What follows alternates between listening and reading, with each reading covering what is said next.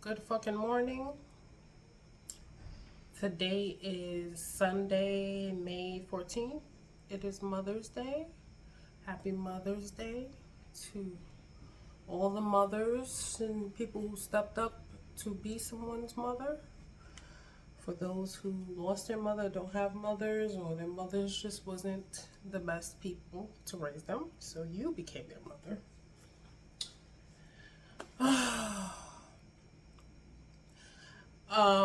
I was watching Raya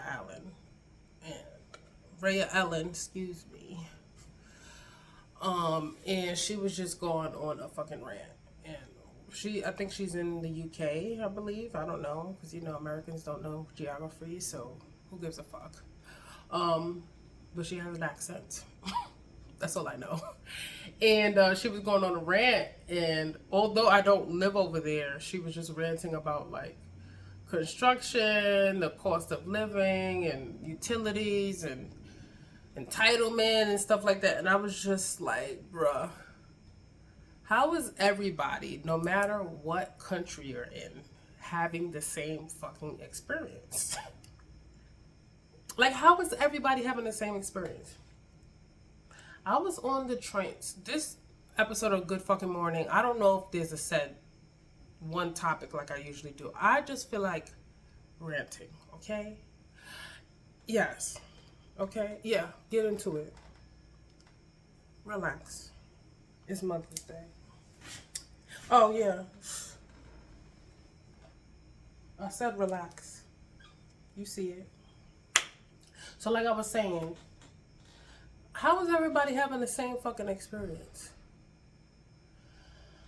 Yeah, I was on the train with my friend Carmen, and what was that? It wasn't yesterday, it was the day before yesterday, I believe.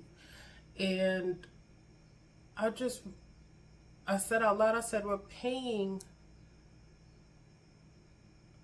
$21,000 to get on the train to swipe our little card. $21,000 each way, right? Just for me to get on the train and it not to be no AC. For me to continuously be exposed to the biggest fucking rats on the planet. For the homeless people to be taking up several seats. And I want to say something that's not necessarily a shot at the homeless people, because if I was homeless, I'm telling you right now, I'd be making a fucking bed there. Okay, so I get that. The issue is, I am in New York City, and the fucking money that this city has that's not being allocated properly to address these issues is beyond me.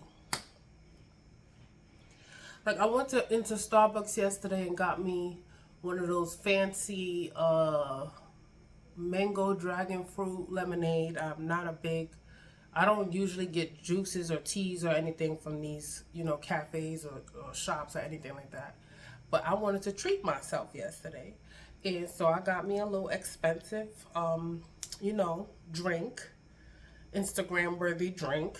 And I'm standing there and I smell the bum in the air, And I turn around and it's this sweet looking girl. She about this big.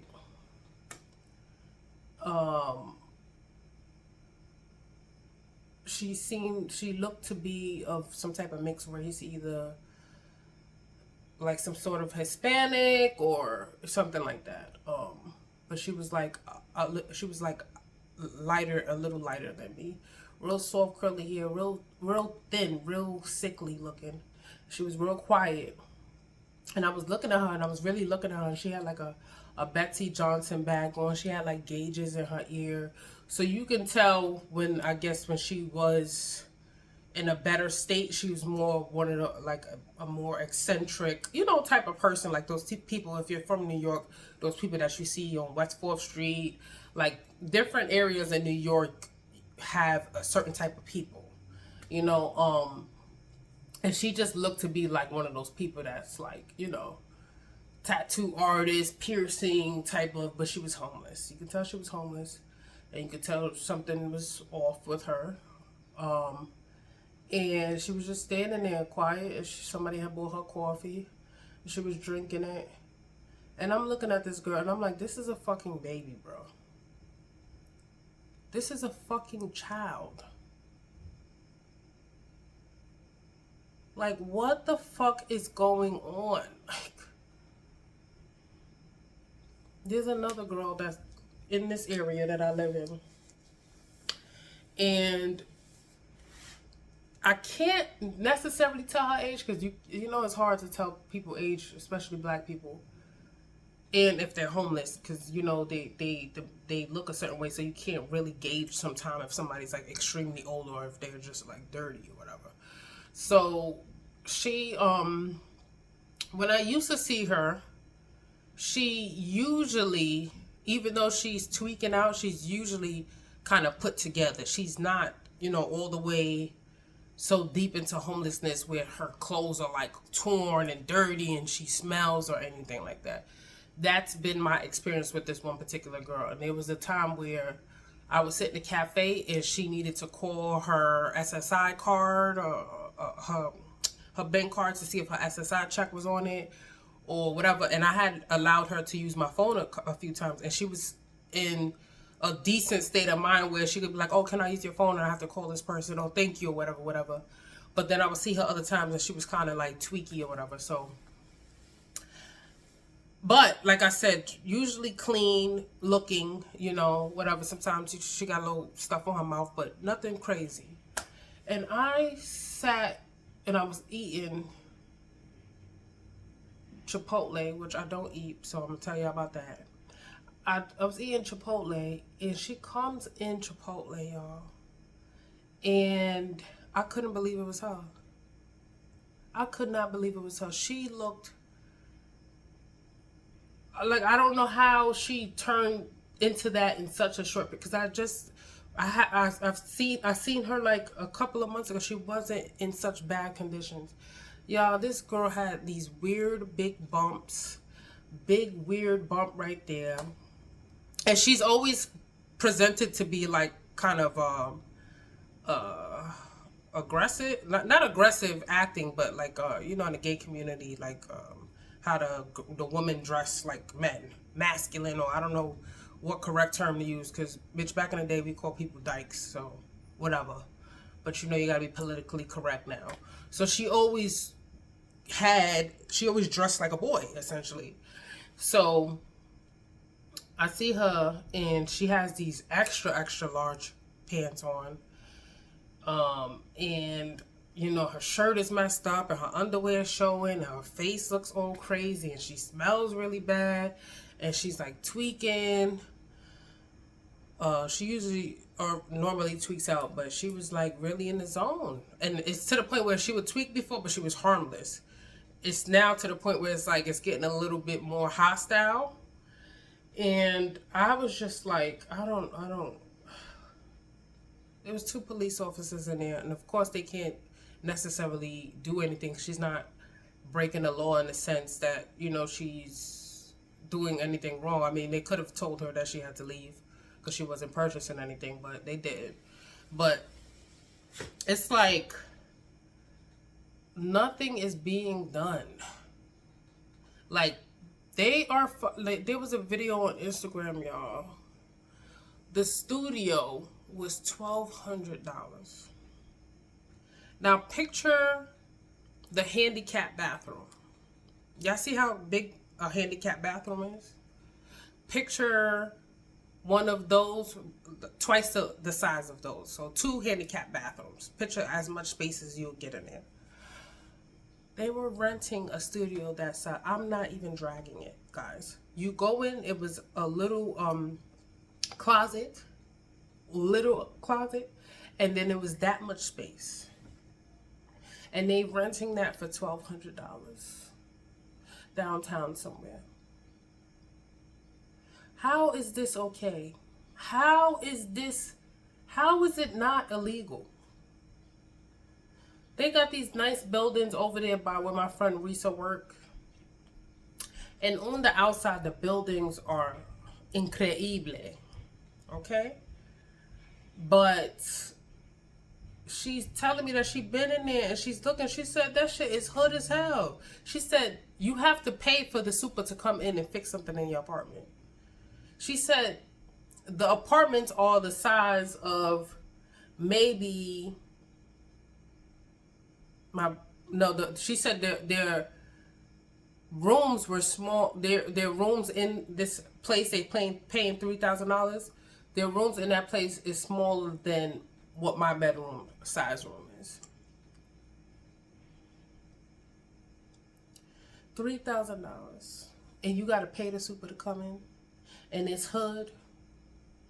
The apartments are mad small.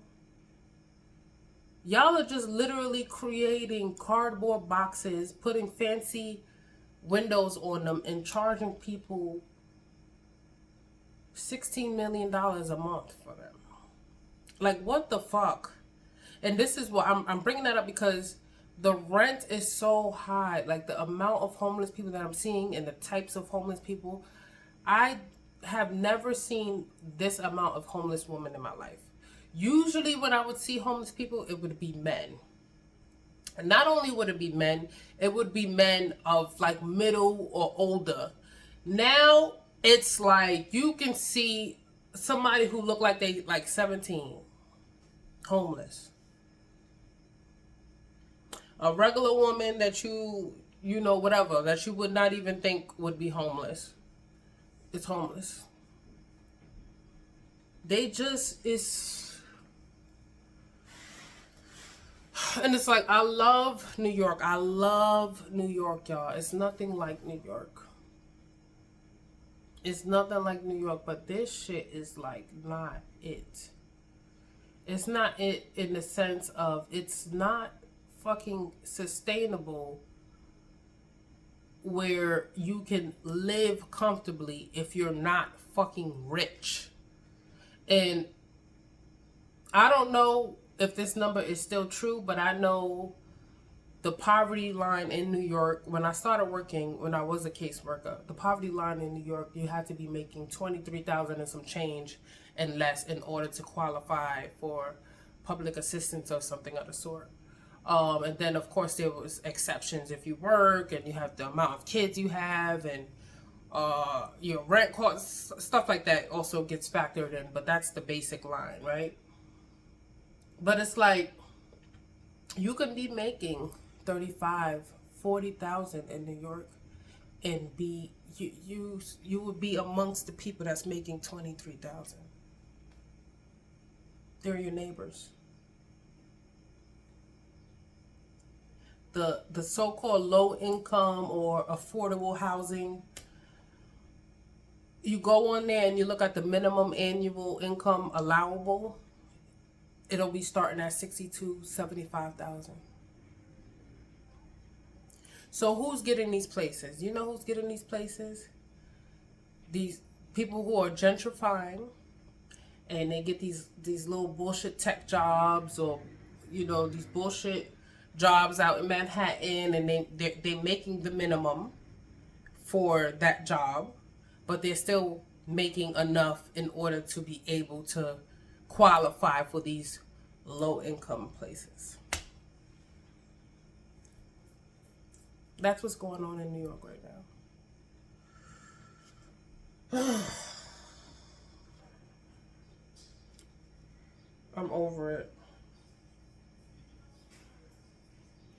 I was on a phone the other day, and I kept seeing people walk past with a bag of eggs. And I'm like, where the fuck are they getting these eggs from? And I forgot there's this little place that's not too far from me that every so often they give out like fruits and vegetables or certain little stuff.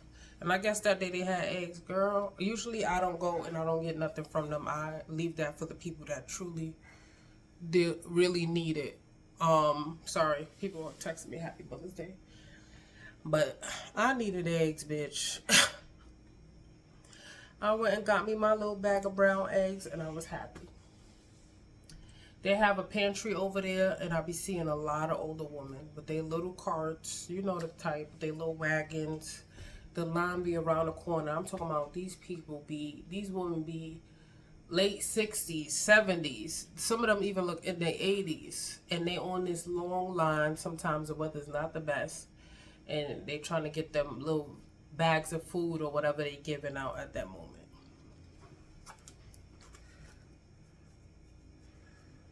Only time I'll go over, I won't stand on the line because sometimes they don't have the food giveaway. They just be giving away like specific items. So you could just walk past and then ask for it.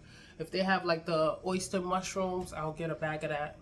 Like I said, they just had the eggs, so I got a bag of that. But I don't receive food stamps. So this is, I'm the one holding it down. Everything that I do is coming from me, as it should. I'm an adult, right? But honestly, like, it's getting to the point where people who were able to maintain themselves, the cost of stuff is getting so high that you might have to fucking apply for public assistance. You might find yourself filling out that food stamp and public assistance application when you never had to. Or you haven't had to in a while.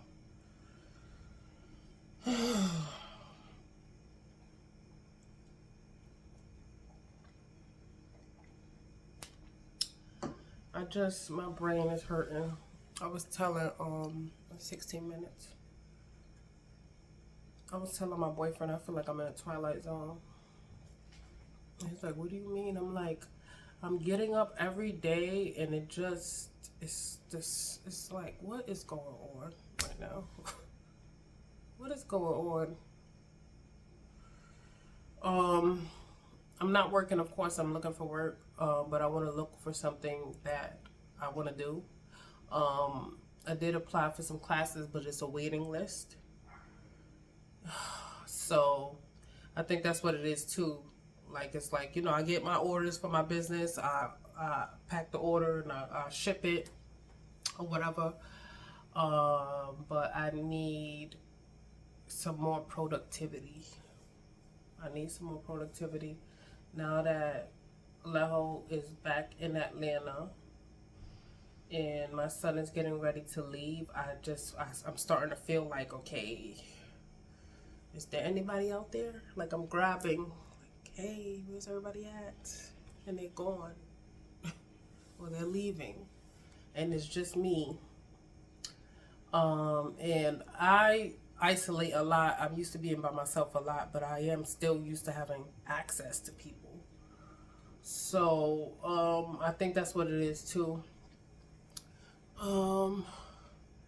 Yeah, I'm sorry, y'all. I just have to rant. Like, New York City is just, it is draining. You have to be making $150,000 to live middle class in New York. Because you're still going to be paying taxes on $150,000, so who knows what you're really coming home with.